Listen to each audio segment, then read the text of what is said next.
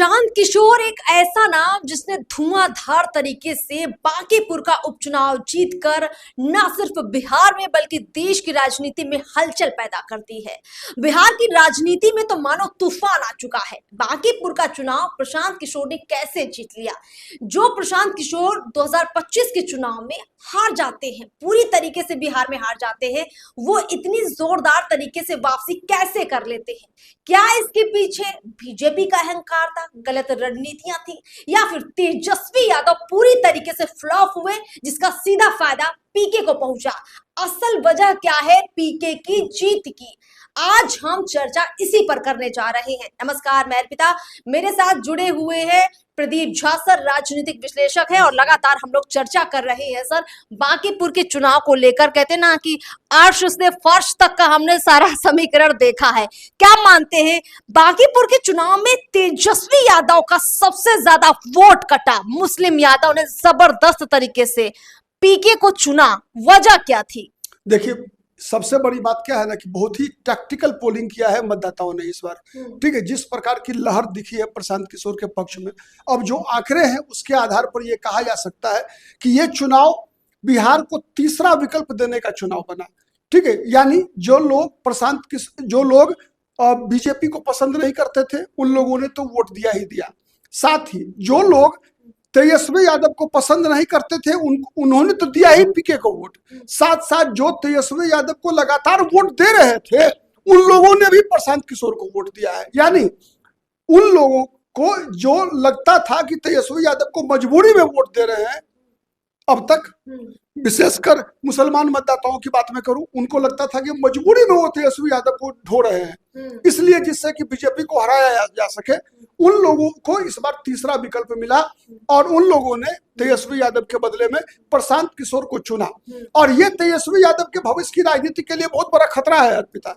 मैंने पहले भी बताया है कई वीडियो में इस चुनाव प्रचार के दौरान कि जिस प्रकार से तेजस्वी यादव चुनाव अभियान से दूर रहे, जिस प्रकार से वो चुनाव को सीरियसली नहीं लिया उन्होंने, चुनाव हारने के बाद जब विधानसभा चुनाव अक्टूबर नवंबर में वो हारे, उसके बाद से कभी भी ऐसा लगा ही नहीं कि विपक्ष के नेता के रूप में उनकी कोई भूमिका बनी है। विपक्ष के नेता के रूप में विधानसभा के सत्र में उनकी मौजूदगी नहीं थी। अब आप अनुमान लगाइए कि जो विपक्ष का नेता विधानसभा के सत्र को स्किप करता हो, पहला सत्र जब विधानसभा गठित होने के बाद, जब नीतीश कुमार मुख्यमंत्री थे अर्पिता, तब जो पहला सत्र हुआ था, शपथ ग्रहण करने के बाद तेजस्वी यादव विदेश चले गए थे। अभी फिर जब ये उपचुनाव की घोषणा हुई, नामांकन रेखा गुप्ता का हुआ, तेजस्वी यादव फरार। तो तेजस्वी यादव जब फरार तो मतदाताओं ने कहा तुम्हारा आप करेंगे बहिष्कार। ठीक है, तो फरारी की सजा मिली बहिष्कारी में। तेजस्वी यादव के लिए बड़ा खतरा है, बड़ा खतरा केवल प्रशांत किशोर की जीत। खतरा बन गए हैं, तेजस्वी यादव आउट हो गए हैं पिक्चर से, पीके की एंट्री हो गई है। नेता प्रतिपक्ष लोग भले ही ऑफिशियली तेजस्वी यादव पर, असली नेता प्रतिपक्ष पीके ही मानकर चलिए। देखिए, ऐसा है, दोनों चीजें हैं।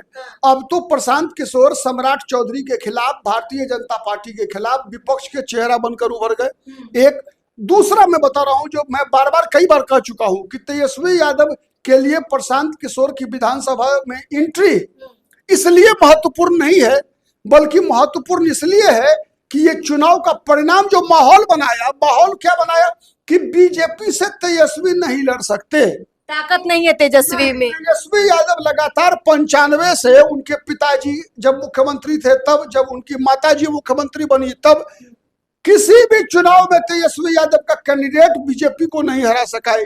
31 साल का बीजेपी का जो आज गढ़ ध्वस्त हुआ है, 3 अगस्त बीजेपी का गढ़ ध्वस्त, तो ये जो हुआ है ना, ये प्रशांत किशोर ने करके दिखाया है, ये तेजस्वी यादव नहीं कर सके। ठीक है, और इसकी सजा तेजस्वी यादव को यह मिल सकती है कि जब प्रशांत किशोर जब चेहरा बन के उभरे अर्पिता, तो अब आप समझिए, मान लीजिए तेजस्वी यादव के 2 विधायकों ने इस्तीफा कर दिया और चले गए प्रशांत किशोर के साथ, तब क्या होगा?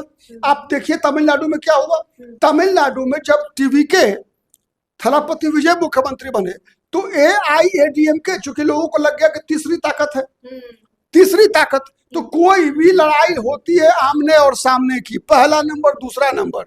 तो सम्राट चौधरी और प्रशांत किशोर जब विधानसभा में लड़ाई होगी तो तेजस्वी यादव कहाँ टिकेंगे? एक दूसरा, जब तेजस्वी यादव अगला चुनाव में दावेदार नहीं रहेंगे जब, तो तेजस्वी के समर्थक जो 25 विधायक हैं, आपने देखा कि जब राज्यसभा का चुनाव हुआ था तो तेजस्वी यादव के मुस्लिम एमएलए ने, आप छोड़ दिए दूसरी जाति के लोग होते तो बात समझ में आता, मुसलमान विधायक जो ढाका के विधायक फैसल इमाम है, शायद फैसल इमाम, नाम मैं कंफ्यूज कर रहा हूं, सॉरी, ठीक है, तो वो आरजेडी को उम्मीदवार अमरिंदर धारी सिंह को वोट नहीं दिया उन्होंने, माने मुसलमान विधायक ने बगावत किया, ये छोटी बात नहीं है।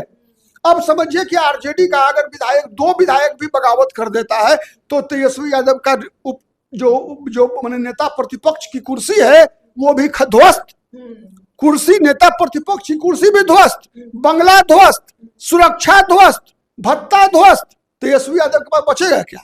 बिल्कुल, जिस तरीके से लगातार देखा गया कि जो चुनाव था 2025 का, तेजस्वी बुरी तरीके से हारते हैं, फिर राबड़ी आवास का विवाद शुरू होता है, बहन रोहिणी आचार्य रोध होकर निकलती है, पारिवारिक विवाद चरम पर होता है, राबड़ी आवास खाली करना पड़ता है, पर तेजस्वी कहीं लड़ते नजर ही नहीं आए। ना तो राबड़ी आवास को लेकर वो मोर्चे पर लड़े, ना ही अपने परिवार को संभाल पाए, और ना ही बांकीपुर के उपचुनाव को सीरियसली लिया, और सदन का नेता होने के नाते, नेता प्रतिपक्ष होने के नाते, ना ही वो जनता की आवाज बन पाए, उन्होंने सरकार से सवाल ही नहीं पूछे। हालांकि सर, हमने ये देखा कि तेजस्वी यादव थोड़ा ट्वीट करते रहे। हम एक बहुत ही महत्वपूर्ण बात बता रहे हैं आपको, ठीक है, और अब तो ये आरोप तेजस्वी यादव पर लगेगा। आप देख रही हैं कांग्रेस ने इस चुनाव में कहीं भी आरजेडी के साथ चुनाव प्रचार नहीं किया, तेजस्वी से पीछा छुड़ा लिया है, और प्रशांत किशोर अब एक विकल्प मिल गए। एक दूसरा बता, आप कह रहे कि कल को कांग्रेस और प्रशांत किशोर भी साथ आ सकते हैं? 100%। देखिए, अब कांग्रेस को बिहार में वो चेहरा मिल गया, प्रशांत किशोर को भी कांग्रेस की जरूरत है, क्योंकि अगर कांग्रेस और प्रशांत किशोर का गठबंधन हो जाता है तो आप सोचिए कि दलित और मुसलमान का गठबंधन हो जाएगा, और प्रशांत किशोर के साथ अगर सवर्ण आ गया तो कांग्रेस का पुराना वोट बैंक क्या रहा है? बिल्कुल सवर्ण, दलित, मुसलमान, ये एक नया समीकरण बिहार की राजनीति देखेगा। इसके तरफ बिहार की राजनीति आगे बढ़ चुकी है कि भारतीय जनता पार्टी सम्राट चौधरी के नेतृत्व में बीजेपी का जो अपना समीकरण है, ठीक है, ओबीसी है, अति पिछड़ा है, ये समीकरण है, सवर्ण भी बीजेपी के साथ रहे हैं, ठीक, आने वाले दिनों में देखना पड़ेगा कि सवर्ण अब बीजेपी के साथ टिके रहते हैं या बीजेपी के साथ छोड़कर प्रशांत किशोर को अपनाते हैं, ठीक है। तो ये एक बड़ा परिवर्तन है बिहार की राजनीति में कि अगर कांग्रेस ने तेजस्वी का साथ छोड़ दिया तो दलित मुसलमान साथ छोड़ दे, प्रशांत किशोर के कारण सवर्ण आ गया कांग्रेस के पास, तो एक नई राजनीति जो बिहार में बढ़ेगी आगे। और आप दूसरा बताऊं, आपको याद होगा विधानसभा का चुनाव जब हो रहा था बिहार में, तो राउज एवेन्यू कोर्ट में जिस दिन आरोप तय किया गया था लालू यादव के परिवार के खिलाफ, उस दिन की घटना याद कीजिए, तेजस्वी यादव और राहुल गांधी के बीच झगड़ा उसी दिन से है।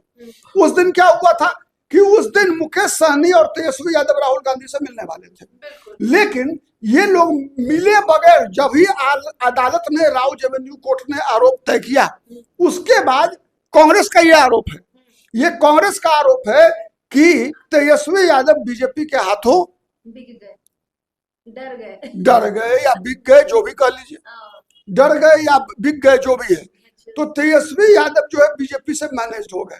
अब यही कारण है मूल कि मुसलमान को लग गया कि तेजस्वी यादव बीजेपी से नहीं लड़ रहे हैं, और यही वो कारण है कि प्रशांत किशोर के साथ गया है बिहार के बांकीपुर का मुसलमान। आप समझिए, आखिर राजधानी है ना पटना, बांकीपुर विधानसभा सीट एक तो राजधानी पटना, और पटना में भी सबसे हॉट सीट है बांकीपुर। बिल्कुल सर, बीजेपी का गढ़ तो हिलाया प्रशांत किशोर ने, तेजस्वी की राजनीति को भी ध्वस्त कर दिया है प्रशांत किशोर ने। बार बार ये कहा जाता रहा कि बिहार का नेता प्रतिपक्ष गायब क्यों रहता है, और अब लगता है कि प्रशांत किशोर ने उनको पूरी तरीके से गायब कर दिया है। खैर सर, बहुत बहुत शुक्रिया हमसे बातचीत करने के लिए, बहुत बहुत शुक्रिया सर। तमाम दर्शकों का भी बहुत बहुत शुक्रिया लगातार हमें देखने के लिए। नमस्कार।